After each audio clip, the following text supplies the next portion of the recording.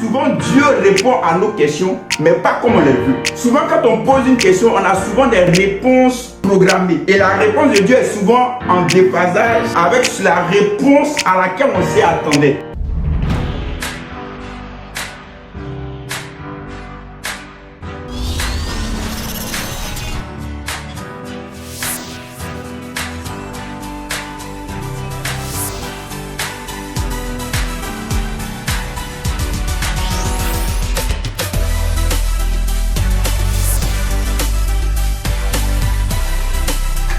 Donc je vous salue encore une fois par la grâce de Dieu et que la paix de Dieu soit sur votre vie. Avant de commencer, on va commencer par la prière.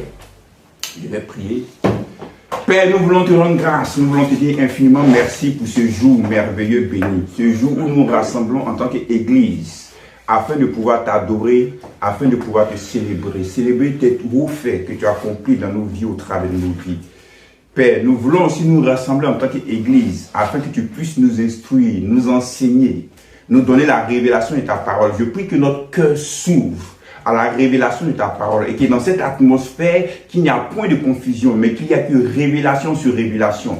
Nous voulons parler encore de la beauté, de la précision de ta parole, des Écritures. C'est pourquoi nous prions que l'Esprit de Dieu prenne le contrôle de toutes choses. Merci de ce que tu m'inspires. Merci de ce que tu disposes le cœur des uns et des autres qui nous écoutent. Béni sois-tu, Père, au nom de Jésus, nous t'avons prié.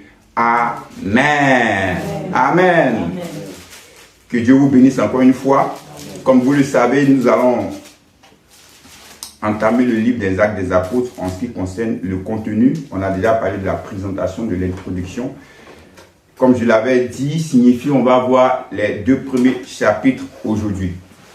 L'auteur Luc va commencer son livre en faisant référence à son premier livre. Il dit dans le premier livre que j'étais écrit, Théophile, et le premier livre en question ici c'est quoi? C'est l'Évangile selon Luc. Donc il va faire le résumé de tout ce qu'il a écrit dans ce premier livre. Ce que Jésus a commencé à enseigner dès le premier jour, du moment où il a été baptisé par Jean. Comprenez que le baptême de Jean par rapport à Jésus a été le commencement du ministère terrestre, du ministère public de Jésus. C'est pourquoi souvent les gens prennent cela comme référence, comme point de départ. C'est à partir du moment où Jean l'a présenté, voici l'agneau de Dieu qui ôte le péché du monde, voici c'est lui le Messie, que le ministère public de Jésus a commencé. Comprenez? Voilà. Donc il va faire le résumé, il va parler de ça, et ensuite il va dire jusqu'au moment où, après sa résurrection, il va donner des ordres par le Saint-Esprit à ses disciples. Maintenant, regardez. Les disciples vont lui poser une question. Est-ce en ce moment-là que tu vas rétablir le royaume d'Israël? Pourquoi? Parce que vous comprenez que le peuple d'Israël, il faudrait que vous vous mettez dans leur contexte historique. Dieu, au travers de leur patriarche, de leur père et des prophètes anciens, va annoncer qu'il va envoyer un royaume. Si vous vous rappelez bien dans Luc chapitre 24, le dernier chapitre de l'évangile de Luc, lorsque les 2 disciples marchaient sur le chemin d'Emmaüs, qu'est-ce qui va se passer? Ils vont dire... Jésus va dire, mais qu'est-ce qui se passe pour vous discuter comme ça? Il dit, non, tu ne sais pas ce qui se passe ici? Comment est-ce que ce Jésus puissant, un prophète puissant en parole et en acte, est mort alors que nous espérions que c'est lui qui allait nous délivrer? Donc ils avaient en tête le fait qu'on pensait que Jésus allait venir établir le royaume. Donc cette question dont ils avaient en attente restait toujours suspendue. Donc ils vont dire, Seigneur, est-ce que c'est en ce moment-là que tu vas rétablir le royaume d'Israël? Comprenez? Jésus va dire non, ce n'est pas à vous de savoir la date, l'époque que le Père a fixé de sa propre autorité. Maintenant, Jésus va dire non, vous attendez à Jérusalem et vous recevrez une puissance du Saint-Esprit sur vous et vous serez mes témoins à Jérusalem, dans toute la Judée, dans la Samarie et jusqu'aux extrémités de la terre. Maintenant, comprenez quelque chose. En fait, au travers de cette réponse que Jésus vient de dire, Jésus a répondu à la question, mais sans qu'ils ne le sachent. Ils ont parlé du royaume. Mais Seigneur, on pensait que le royaume allait venir. Puisque tu es mort, tu es ressuscité, tu as vaincu la mort, donc certainement que le royaume va advenir maintenant. En fait, comprenez que souvent Dieu répond à nos questions, mais pas comme on les veut. Souvent quand on pose une question, on a souvent des réponses programmées. Et la réponse de Dieu est souvent en déphasage avec la réponse à laquelle on s'y attendait. Donc pour dire non, on attend que tu viennes établir ton royaume. Je dis oui, je vais venir établir mon royaume. Qu'est-ce que je veux dire? Dans le contexte historique, en ce temps-là, au temps de l'Empire romain et des autres empires, lorsqu'un roi partait en guerre, en bataille, et qu'il remportait un nouveau territoire, il envoyait des messagers dans ce territoire-là pour annoncer que à partir d'aujourd'hui, notre roi vous a conquis. Donc désormais, faites allégeance à notre roi. Donc le messager vient manifester l'autorité, la domination de leur nouveau roi. Donc quand Jésus dit, vous serez mes témoins, il dit, le royaume est déjà venu. Mais il est venu, mais pas sous la forme dont vous espériez. Ils attendaient un royaume physique. Mais Jésus parlait d'un royaume spirituel. Ils pensaient que c'était une délivrance physique. Mais Jésus parlait d'une autre délivrance. La délivrance du péché et la délivrance par rapport à Satan, du royaume des ténèbres. Vous comprenez? Donc le royaume était déjà là. C'est pourquoi lorsque vous lisez bien le premier chapitre de Acte 1, il va dire, pendant 40 jours, il leur parlait des choses concernant le royaume. Donc le royaume, c'est l'église. Mais le peuple d'Israël attendait le royaume sous une autre forme. Donc souvent, lorsque Dieu te donne une réponse, ça ne peut pas souvent être conforme à ce à quoi tu t'attendais. C'est pourquoi je dis toujours aux gens, la bonne interprétation des Écritures est très importante. Parce que tu peux prendre un verset, te l'appliquer sans savoir que non, c'est pas comme ça que tu dois l'appliquer parce que tu n'as pas une bonne interprétation des choses. Donc la bonne interprétation est quelque chose de très très important. Souvent, tu peux attendre des choses. Dis, Seigneur, j'attends que cela vienne, j'attends que telle chose arrive. Les choses ne viennent pas, tu peux te plaindre, alors que la chose est déjà arrivée. Mais tu attends encore. Pourquoi? Parce que ton attente est différente de la manifestation que Dieu a pour toi. C'est pourquoi la bonne interprétation des Écritures est très importante. Donc Jésus est en train de dire, vous serez mes témoins. Donc vous serez des messagers. Et en tant que messager, allez annoncer que le royaume de Dieu est là. Allez annoncer que le nouveau roi est venu. Que ce nouveau roi, c'est moi Jésus. Que je les ai dominés, je les ai délivrés, je les ai libérés du royaume des ténèbres, qui est gouverné par Satan. Donc allez dans toutes les nations pour annoncer cela. Mais ils ne savent pas. Donc le témoignage ou l'évangélisation, c'est quoi? L'évangélisation, c'est aller annoncer aux gens que Christ les a délivrés du pouvoir du péché et de Satan. Désormais, ils ne font plus partie du royaume des ténèbres, mais ils font partie du royaume de la lumière. Vous comprenez ce que je suis en train de dire? Donc c'est comme ça, donc Jésus est en train de dire non, le royaume est là, mais pas de la manière que vous y attendiez. Mais il est déjà là. Ce que je vous demande, c'est d'être des témoins, afin d'aller annoncer cette bonne nouvelle. Vous comprenez ce que je suis en train de dire? Maintenant, on dit Jésus va être enlevé. Et il sera là en train de regarder au ciel. Jésus est en train de partir l'ascension. Et il y a 2 anges qui vont venir leur dire non, arrêtez de regarder en haut. Parce que de la même manière que Jésus est monté, c'est de cette même manière qu'il va revenir sur les nuées. Je veux qu'on lise un verset. Verset 11. Acte 1, verset 11. On est tout dans le chapitre 1. Il dit, homme galiléen, pourquoi vous arrêtez-vous à regarder au ciel? Ce Jésus qui a été enlevé au ciel du milieu de vous viendra de la même manière que vous l'avez vu allant au ciel. Donc sur les nuées. Parce que regardez le verset 9. Après avoir dit cela, Jésus fut élevé pendant qu'il le regardait et une nuée le déroba à leurs yeux. Donc souvent quand vous demandez dans 1 Thessaloniciens 4, comment est-ce que Paul a dit lorsque le Seigneur Jésus va revenir, il va revenir sur des nuées. En fait, ce sont des passages qui existaient déjà. Lorsque vous étudiez les livres du Nouveau Testament, ayez en esprit les livres de l'Ancien Testament. On a lu pour introduction dans 1 Corinthiens, la première fois il parlait du livre des Actes des Apôtres, on a pris 1 Corinthiens 15, que Jésus est mort selon les Écritures, il a été enseveli, il est ressuscité selon les Écritures. Selon les Écritures, c'est quoi? Les Écritures, ce sont les livres de l'Ancien Testament. Donc au temps de Jésus, ce que les gens enseignaient, c'est à partir des livres de l'Ancien Testament. Donc lorsqu'on lit les livres du Nouveau Testament, on doit avoir en tête les livres de l'Ancien Testament. Une nuée, c'est quoi? Une nuée a 2 symboles, ou 2 symboliques.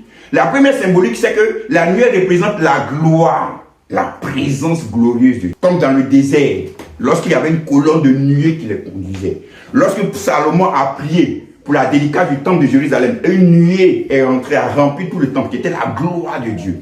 La nuée aussi représente quoi? La nuée aussi, c'est quoi? Un ensemble de personnes. Un groupe de personnes. Dans Hébreux 12, on dit nous sommes sur la montagne sainte. La montagne de Sion. Et cette montagne de Sion, on dit il y avait une nuée de témoins. Donc c'est un ensemble de personnes. Donc la nuée, sinon c'est la question de Jésus qui va revenir sur une nuée. Si vous attendez dans le ciel de voir une nuée physique, c'est pas ça. C'est un ensemble de personnes. Ces personnes qui étaient quoi? Qui étaient mortes. Que le Seigneur a ressuscité. C'est pourquoi Paul a dit, ce sont ceux qui sont morts d'abord qui seront ressuscités en premier. Vous comprenez? Donc ça en même temps symbolise quoi? La gloire et en même temps les témoins qui sont morts et Christ va ressusciter. Donc c'est un ensemble de personnes. Donc Jésus va revenir avec ces personnes. Jésus va dire donc, restez là à Jérusalem et vous allez recevoir quoi? Une puissance, le Saint-Esprit survenant sur vous et vous serez mes témoins. Une chose que je vous dis, c'est quoi? Vous allez voir, en fait, le baptême de l'Esprit, en ce qui concerne le baptême du Saint-Esprit, j'aimerais pas qu'on discute sur certains aspects des choses. Est-ce que je suis baptisé du Saint-Esprit? Est-ce que c'est celui-là? Lorsque vous regardez bien, Jésus a dit, lorsqu'ils vont recevoir une puissance, le Saint-Esprit sera survenant sur eux, ils seront des témoins. Le but du baptême du Saint-Esprit, c'est que tu sois un témoin. Pour être un témoin, il faudrait que tu sois rempli d'une puissance. Dans le livre 24, il dit, vous serez revêtus d'une puissance. Le mot revêtir ou le verbe revêtir en grec, c'est endouo. Endouo, c'est comme si tu prenais un vêtement de quelqu'un. Donc tu prends l'autorité de quelqu'un. Donc Jésus dit, je vais vous conférer mon autorité, ma puissance, afin de pouvoir partir et être des témoins efficaces. Donc le ministère ou la mission ou l'évangélisation requiert que tu aies une certaine puissance sur toi. Parce que le combat que tu vas mener n'est pas un combat physique, c'est un combat spirituel. C'est contre les esprits malins, c'est contre les démons. Comprenez ce que je suis en train de dire? C'est contre les démons. Donc pour autant, tu as besoin d'une capacité surnaturelle de Dieu qui va te permettre de pouvoir les affronter et de pouvoir manifester la victoire que Christ a déjà acquise sur eux. Donc le combat est spirituel. Le combat n'est pas contre les hommes. Donc tu as besoin de cette substance ou de cette domination, de cette capacité surnaturelle afin que tu sois efficace. Donc le Seigneur dit, vous n'allez pas partir comme ça, mais je vais vous donner une capacité surnaturelle. Et cette capacité surnaturelle va vous donner de pouvoir faire des choses incroyables. Donc le baptême ici, donc on a dit, vous êtes revêtu, endouo en grec, c'est-à-dire, lorsque les gens vont te voir, ils ne vont pas te reconnaître. Pourquoi? Parce que le grec, comme je vous l'ai dit, il dit quoi? C'est comme si tu portes le vêtement de quelqu'un d'autre. Donc lorsque tu seras devant les gens vont dire, mais attends, c'est pas le même Asama qu'on a connu, mais c'est pas le même. Il a changé. Il est capable de prononcer ceci. Il est capable de dire cela. On le voit en train de prophétiser. On le voit en train de guérir les malades, de faire des miracles. Mais c'est une autre personne. Pourquoi? Parce que le Seigneur sait que tu as besoin de cette capacité surnaturelle. C'est pourquoi lorsque tu deviens témoin de Christ, dis-toi que non, je suis plus. Il ne faut pas dire non, moi je suis quelqu'un, j'ai beaucoup honte. Moi aussi, je suis quelqu'un, je suis beaucoup timide. Non! Les gens qui me connaissent depuis fort longtemps, à chaque fois qu'ils me voient, ils sont étonnés. Ils disent, non, c'est pas le Michel qu'on connaît là. C'est-à-dire, c'est comme si vous pouvez vous dire qu'il y a deux Michel. Le Michel qui est en dehors de la prédication, de son ministère, et le Michel qui l'a toujours été. Lorsque je suis en train de prêcher, les gens me disent, une fois, il y a un ami qui me dit, mais toi, quand tu prêches, tu n'as rien à voir quand tu ne prêches pas. Pourquoi? Parce qu'il y a une capacité surnaturelle qui est sur toi, qui fait que tu deviens comme un autre homme. Tu es capable de faire des choses, de dire des choses extraordinaires, étonnantes. C'est ça la capacité surnaturelle de Dieu sur ta vie. Il faut que tu réalises cela. Il faut que tu te rends compte que tu as ça sur ta vie. C'est pourquoi lorsque les défis de la vie se présentent à toi, il ne faut pas avoir peur. Parce que tu as une capacité surnaturelle sur ta vie. Alléluia. Amen. Tu vas faire des exploits avec. Amen. Tu vas accomplir des choses surnaturelles. Tu vas accomplir des choses étonnantes. Parce que tu as le revêtement de Dieu sur ta vie. Amen. Tu es une autre femme, tu es un autre homme. Ce que le monde n'attend pas de toi, c'est ce que tu vas manifester au monde. Amen. On dit la terre entière attend la révélation des fils de Dieu. Tu es fils de Dieu parce que tu as cette capacité surnaturelle de Dieu à toi. Alléluia. Amen. Vous serez des témoins. Amen. Je suis un témoin. Amen. Je suis revêtu de la puissance de Dieu. Amen. Et après cet épisode-là, on dit qu'ils sont entrés dans la chambre haute pour prier. Et là, Pierre va se lever, va dire non, il faudrait qu'on puisse prendre un remplaçant à Judas. Pour savoir, Judas s'est suicidé. Lorsqu'il a trahi Jésus, il était tellement pris de remords que la Bible déclare qu'il va aller se pendre.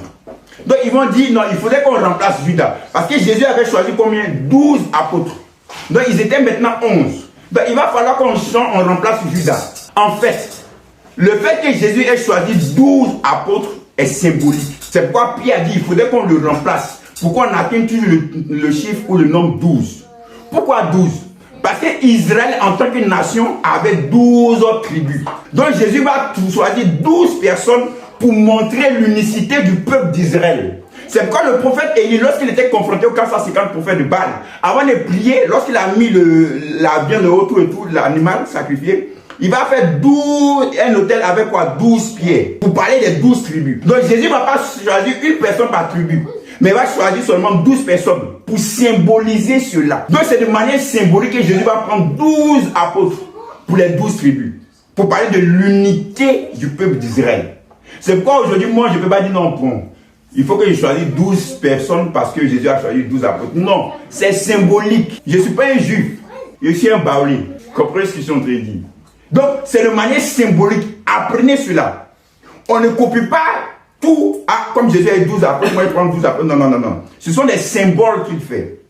Et regardez bien, dans Luc chapitre 10, verset 1, on dit que Jésus même a choisi 70 personnes pour aller prêcher. Pourquoi? Parce que Moïse avait à ses côtés 70 anciens. Wow. Donc Jésus va prendre 12 apôtres pour parler de l'unité. Jésus va prendre aussi 70 anciens. À chaque fois que Jésus faisait quelque chose, c'était pour symboliser quelque chose. Pour lui, confirmation des Écritures dans l'Ancien Testament. Donc c'est toujours de manière symbolique que Jésus fait ces choses. Gloire à Dieu. Donc on va dire, il faudrait qu'on prenne quelqu'un pour le remplacer, afin qu'on soit toujours 12. Ça c'est le chapitre 1. Maintenant on va dans le chapitre 2. On dit, le jour de la Pentecôte, ils étaient tous rassemblés, puis le Saint-Esprit est tombé. D'abord il y a trois choses. D'abord deux choses, je vais dire. Le vent et le feu. On dit, il y avait comme un vent impétueux qui est entré dans la chambre. Il y avait comme une colonne de feu. Je vous ai dit de lire pour qu'on soit toujours ensemble. Une colonne de feu. Le vent et le feu sont des symboles de l'Esprit de Dieu dans l'Ancien Testament. Donc déjà, Luc, en choisissant ces mots, ou en relatant ce qui s'est passé, en train de nous faire remarquer, ce qui va se passer là, c'est l'arrivée du Saint-Esprit. C'est la venue du Saint-Esprit. Donc ce sont des symboles du Saint-Esprit. Parce que la Bible a un langage. Il faut comprendre le langage de la Bible. Donc le Saint-Esprit. On dit que c'était le jour de la Pentecôte. Vous savez, pourquoi est-ce que Jésus ou Dieu a choisi le jour de la Pentecôte pour que l'Esprit de Dieu vienne? Il n'y a pas de hasard dans la Bible. Il n'y a pas, en guillemets, de coïncidence. Toute chose est à sa place. De la même manière que Jésus est mort le jour de la Pâque. C'est prophétique. C'était symbolique. Pentecôte, c'est quoi? Pentecôte, c'est 50 jours après la fête de Pâques. Lorsque le peuple d'Israël a été délivré de l'esclavage en Égypte le jour de la Pâque, 50 jours plus tard dans le désert, la Pentecôte, c'est ce que tu as sémé, dis-toi que, ou espère avoir une récolte, une moisson. Mais pour le peuple d'Israël, lorsqu'ils sont sortis de l'esclavage en Égypte, 50 jours plus tard, ils devaient être célébrés, Israël comme maintenant devenu une nouvelle nation à part entière. Un nouveau peuple à part entière. Et en même temps, ce jour-là, symboliquement, ils ont reçu le don de la loi, les 10 commandements. Donc pour eux, ils symbolisent en même temps Israël en tant que nouvelle nation, mais en même temps, le don de la loi par Moïse. Mais regardez, eux, ils ont reçu le don de la loi. Mais nous, dans ce nouveau royaume, dans l'église, le jour de la Pentecôte, on reçoit le don de l'Esprit. Normalement, c'est la loi qui va conduire le peuple. Dans l'ancienne alliance, c'est la loi qui conduisait le peuple d'Israël. Dans la nouvelle alliance, c'est le Saint-Esprit qui nous conduit. C'est différent. On n'est plus conduit par la loi. On est conduit par l'Esprit. Donc l'Esprit va remplacer la loi. Si je peux m'exprimer ici. Pourquoi? Parce que la loi, elle condamne. La loi te met dans la culpabilité. La loi te demande de faire quelque chose que tu n'es pas capable de pouvoir faire. Donc tu es dans la culpabilité, dans la condamnation. Mais l'Esprit vient te justifier. On dit l'Esprit te convainc de justice. Lorsque tu as mis ta foi en Christ, l'Esprit vient te dire que tu es enfant de Dieu. L'Esprit vient te dire que tu es juste. L'Esprit vient te dire que tu es saint. L'Esprit vient te justifier pour te dire parce que tu es saint, c'est pourquoi je suis en toi. À cause de ta foi en Christ. L'œuvre que Christ a accompli t'a lavé, t'a purifié, t'a pardonné de tout péché, raison pour laquelle je vis en toi. Donc tu as cette conscience de la justice. Dans la loi, tu as la conscience de la condamnation, de la culpabilité. C'est pourquoi en tant qu'enfant de Dieu, on ne doit plus marcher dans la condamnation, dans la culpabilité. Parce qu'on n'est plus sous la loi, mais on est sous la grâce. En d'autres mots, on est sous l'Esprit. Alléluia. Amen. Tu es dans la justification. Ne laisse personne te culpabiliser, te condamner. Attendez, si Dieu lui-même, qui est le seul juge de toute la terre, lui-même te déclare juste, qui est-ce qui peut venir te condamner? C'est pourquoi Paul peut dire dans Romains 8, qui condamnera les élus de Dieu? C'est Dieu qui justifie. C'est-à-dire, tu es comme tu as une affaire au tribunal. Il y a quelqu'un qui vient plaider contre toi. Il dit non, voici ce que la personne a fait ici dessus. Et ensuite, le juge donne son verdict. Le juge dit, bon, désormais, tu es acquitté, tu es libre, tu es justifié. Si dans le tribunal, celui qui a le dernier mot, qui est le juge, il te déclare juste. Qui dans le tribunal peut venir encore te condamner? Donc c'est-à-dire, en tant qu'enfant de Dieu, tu as toujours écouté ce que ton juge, en guillemets, ton père a déclaré sur toi. Qui est Dieu, qui est ton père. Lui t'a déclaré juste. Donc peu importe ce que les esprits peuvent te dire, peu importe ce que les hommes peuvent te dire, dis, Dieu m'a déjà justifié. Il faut croire en ce que Dieu t'a dit, plutôt que ce que les hommes peuvent te dire. Ou même ce que même ta conscience peut te dire. Parce que la parole de Dieu est plus grande que la conscience de l'homme. Alléluia. Amen. C'est Dieu qui justifie. Donc Dieu t'a justifié en Christ. Donc tu dois comprendre que tu marches dans la justice de Dieu. Amen. Donc le jour de la Pentecôte. Maintenant, lorsqu'on lit le jour de la Pentecôte, ce qui s'est passé, il faudrait que tu aies en mémoire la tour de Babel. Je vais vous expliquer ça aujourd'hui avec les détails. La tour de Babel. Regardez, dans Genèse chapitre 11, il parle de la tour de Babel. La Bible déclare qu'ils ont décidé de faire quoi? Une tour qui s'élevant jusqu'au ciel. Et comprenez que, je vous ai déjà expliqué que c'était ici quoi? Relatif à l'idolâtrie. C'était un seul peuple, dans un seul endroit. Dieu va les confondre. Et dans cette confusion-là, il y aura plusieurs langages. Et à partir de plusieurs langages, il y aura plusieurs nations. Donc un seul peuple qui reçoit une malédiction, en guillemets, et qui est divisé en plusieurs nations. Maintenant, dans la Pentecôte, Actes chapitre 2, plusieurs nations qui se rassemblent par leur foi en Christ pour devenir un seul peuple. Wow. Je réponds. Dans Genèse chapitre 11, Dieu va dire, à cause de votre idolâtrie, la confusion sera vôtre. Et un seul peuple qui avait une seule langue, ils auront maintenant plusieurs nations avec plusieurs langues. Et ils seront dispersés. Dans Actes chapitre 2, plusieurs juifs qui étaient dispersés vont revenir. Ils vont former une seule nation, un seul peuple. C'est pourquoi dans Genèse 11, ils vont dire, on va rendre notre nom grand. Dieu va dire dans Genèse chapitre 12, verset 3 à Abraham, toutes les familles de la terre seront bénies en toi ou en ta postérité. Donc Genèse 11, c'est comme on voit la malédiction. Et Genèse chapitre 12, c'est comme la bénédiction. C'est-à-dire, Dieu va prendre quelqu'un, ceux qui ont été dispersés à cause de l'idolâtrie, Abraham, qui était idolâtre, Dieu va le prendre pour qu'il puisse venir l'adorer, lui le véritable Dieu. Donc Dieu va dire, je vais prendre quelqu'un qui a été dispersé à cause de l'idolâtrie, qui est idolâtre. Je vais le ramener. Et à partir de cet homme-là, toutes les familles de la terre vont devenir un seul peuple. Donc cette prophétie, toutes les nations seront bénies en ta postérité, va se réaliser au travers de Christ le jour de la Pentecôte. Où toutes les nations symbolisées, c'est pourquoi Luc va faire en guillemets exprès pour dire, on va lire ça à partir du verset 8. Et comment les entendons-nous dans notre propre langue à chacun? Dans notre langue maternelle.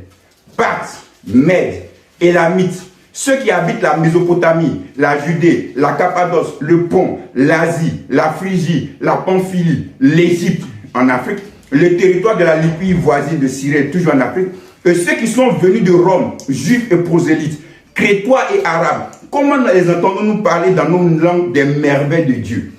Donc toutes ces nations vont se réunir maintenant pourquoi? Pour adorer Dieu. Le peuple s'était réuni dans Genèse 11 pour adorer d'autres dieux. Dans Genèse chapitre 1, Actes chapitre 2, ils vont se réunir pour adorer le véritable Dieu. Donc si vous comprenez, c'est la tour de Babel qui arrivait de manière inverse. Toutes les nations, toutes les ethnies, tous les peuples vont se rassembler pour former maintenant un seul peuple qu'on appelle l'église ou le royaume de Dieu. Amen. Maintenant, il y a un problème. Le problème, c'est lequel? Si moi, je suis baoulé, toi, tu es français, toi, tu es nigérian, l'autre, il est chinois, l'autre, il est tout ce que vous voulez. On doit se réunir pour former un seul peuple. Quelle serait notre langue? Parce que moi, je ne vais pas accepter de parler toi ta langue. Et toi, si tu ne vas pas accepter de parler moi ma langue. Par exemple, je vais demander à Sama, dis une phrase en aïe. Il sait que j'étais surpris, c'est ça. On fait 40 minutes, on fait pas. Vas-y doucement. Qui a compris ce qu'il a dit? Personne. Donc, à tout de Babel, il parlait une seule langue. Mais lorsqu'il y a eu confusion, l'un va commencer à parler une langue, l'autre va commencer à parler une langue. Ils étaient dans la confusion totale. Il dit, bon, comme on ne se comprend plus, on se sépare. Dans la nouvelle alliance, où le jour de la Pentecôte de Actes chapitre 2, il faudrait que ce soit maintenant une langue, que nous tous nous parlons. Parce que la langue doit nous unifier. Mais moi, je ne vais pas accepter de parler la langue de l'autre. L'autre aussi ne va pas accepter de parler ma langue. Mais quelle sera cette langue? C'est une langue que Dieu lui-même va inspirer, de cette sorte que toi tu gardes ta langue d'origine, moi je garde ma langue d'origine, mais ensemble nous avons une même langue par laquelle nous nous comprenons, ou par laquelle nous adorons Dieu. Amen. C'est ça la genèse du parler en langue. Maintenant, en réalité, cette prophétie qui vient de s'accomplir par rapport au parler en langue était une prophétie d'Ésaïe. On va voir Ésaïe chapitre 28. Wow. Et je suis sûr que l'Esprit de Dieu va te faire du bien avec. Ésaïe chapitre 28, verset 11. En fait, Ésaïe est en train de prophétiser des choses au peuple d'Israël. Et le peuple d'Israël va se moquer de lui. Il dit, mais qu'est-ce qu'il est en train de raconter celui-là? Oh, tout ce que tu racontes là, on dirait quelqu'un qui bègue. Tu dis des conneries, tu dis des choses mais qui n'ont même pas de sens. Tu racontes des blablabla, blablabla, tout ça, ça ne nous intéresse pas. Maintenant, Ésaïe va dire quelque chose à partir du verset 11. Ésaïe, eh bien, c'est par des hommes aux lèvres balbutiantes et au langage barbare que l'Éternel parlera à ce peuple. En fait, quand il dit, c'est pas des hommes aux lèvres balbutiantes, c'est comme s'il dit, c'est pas des paroles, des lèvres qui bégayent. Balbutiant, c'est-à-dire quelqu'un qui bégait. Un bègue. Un bègue, lorsqu'il parle, on a l'impression qu'il coupe toutes les syllabes. Toutes les syllabes ne sont pas réunies. Maintenant, regardez le verset 12. Je vais lire dans la version Parole de vie. C'est aussi dans la version Thomson. Regardez, il y a le verset 13. Écoutez bien. C'est pourquoi le Seigneur va leur dire de la même façon.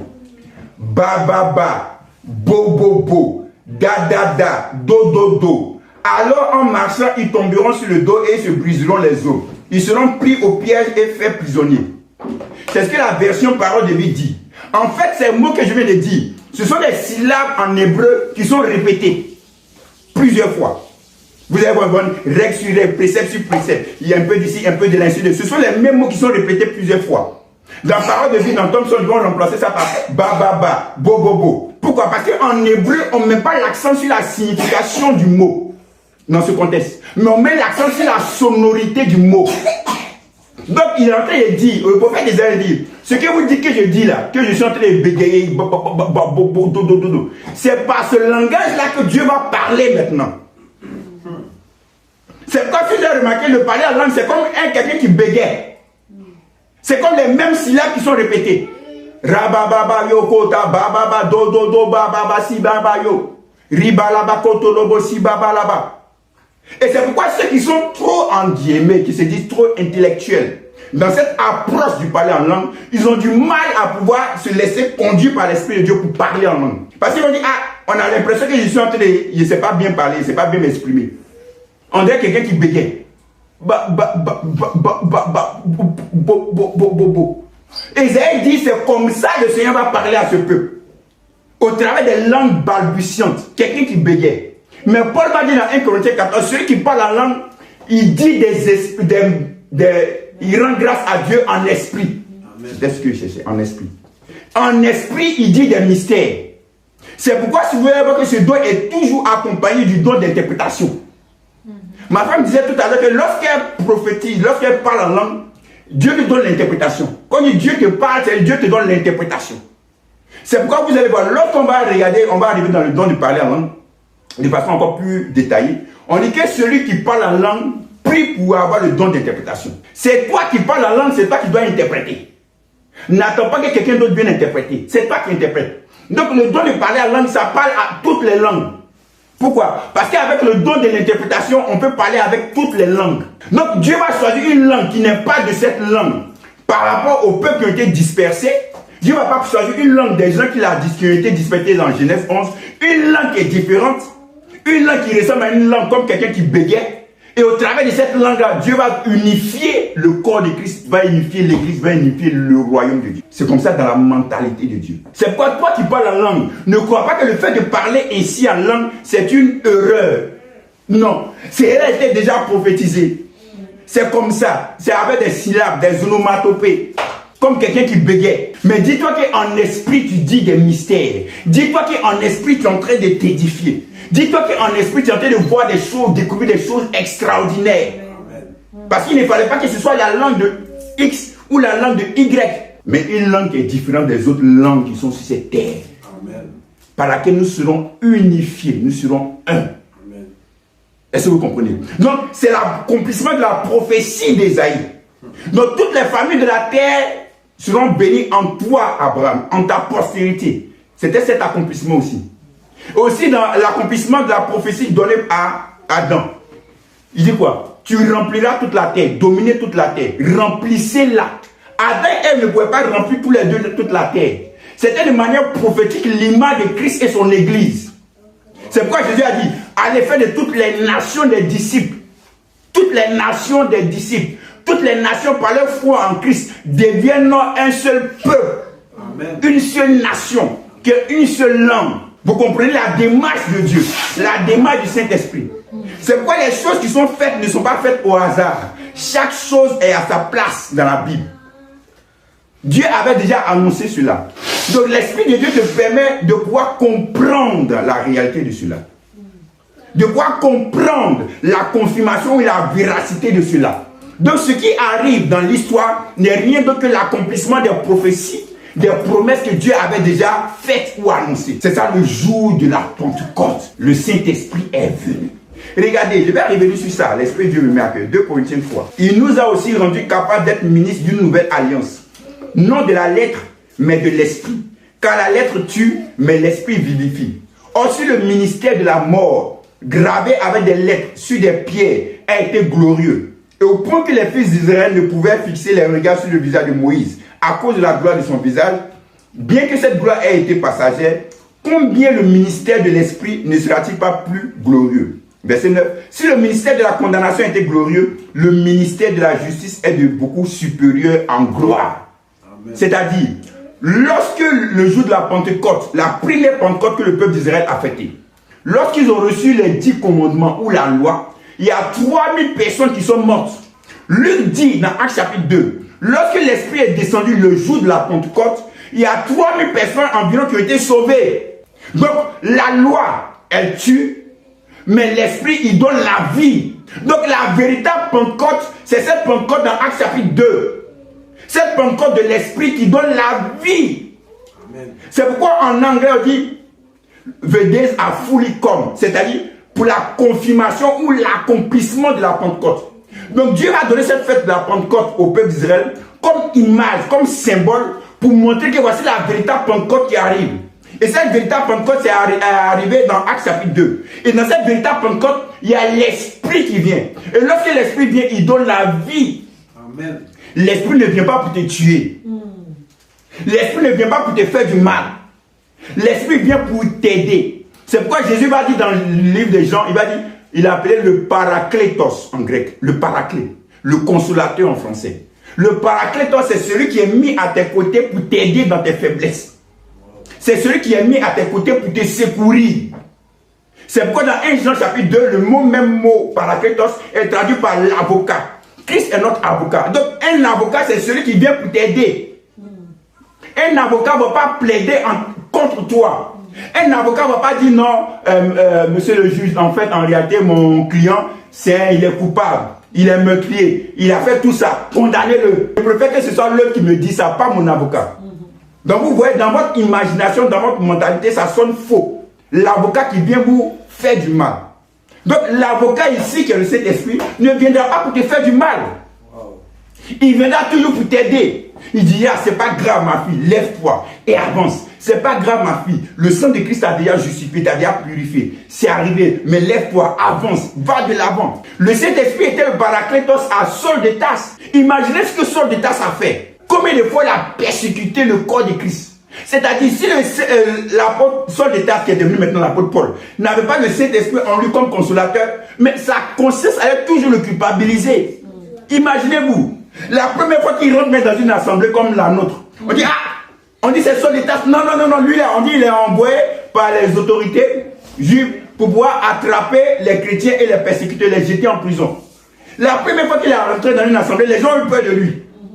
Les gens ne croyaient même pas, ils doutaient de sa conversion.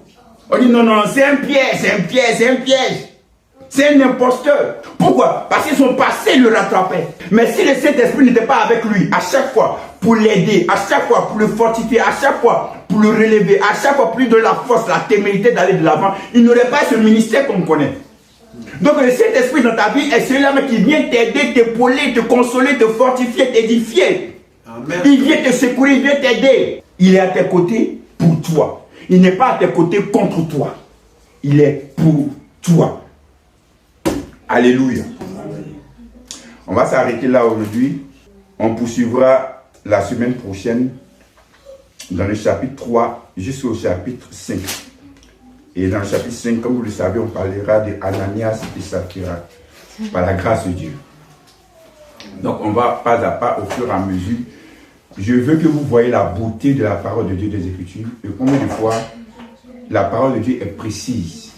Et combien de fois ce qui arrive dans le livre des Actes des Apôtres, qui semble être une histoire entre guillemets banale, n'est rien d'autre que l'accomplissement des prophéties de l'Ancien Testament, des promesses de l'Ancien Testament. Tout est à sa place. Lorsque l'Esprit de Dieu, au fur et à mesure, ouvrira votre esprit, vous allez encore de plus en plus tomber amoureux ou amoureuse de Jésus. Votre adoration de Dieu va changer, va connaître un autre sens. Parce que vous allez voir, non, Dieu est trop bon, Dieu est trop merveilleux, Dieu est trop amour, il est trop glorieux. Gloire à Dieu. Dieu ne laisse jamais rien au hasard. Amen. Amen. Père, je prie au nom de Jésus que par ton esprit, tu daignes et tu continues à parler à ton peuple, à le rassurer, à marcher dans l'assurance, dans la conviction, à marcher dans la sérénité, dans la tranquillité, dans la paix. Je fais taire toute parole, tout bruit de condamnation, de culpabilité dans les cœurs au nom de Jésus-Christ de Nazareth. Je déclare que les uns et les autres marchent dans la justice, dans la justification au nom de Jésus.